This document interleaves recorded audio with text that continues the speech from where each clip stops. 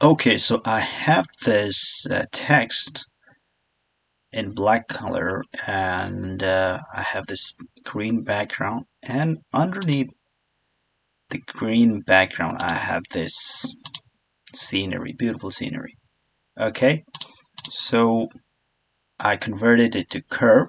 Okay, I already did it. So if you have not done it yet, first type the text and then right click on the text and click on convert to curves. Okay, so after that, having the curve selected or the text selected, go to this blend mode. Okay, what you need is you need to go down, all the way down, and choose erase. So what's happening right now is it just went through all the layers, and it went all the way to the background. So the white background is shown, but we don't want that. We want this scenery to be the background.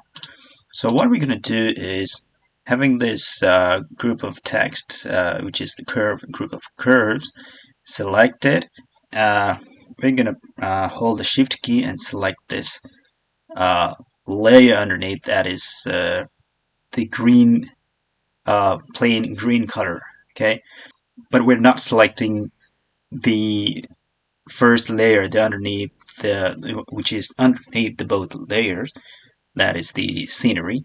We're not selecting that. So after selecting these two layers, we're gonna go to layer and choose group. Okay, you can move this by going to the group, click here, and then click on the curve, the text, and you can just move it like this. So it is a very convenient way to do this effect, and this is very cool feature in Affinity. And so yeah, that's what I was going to show you.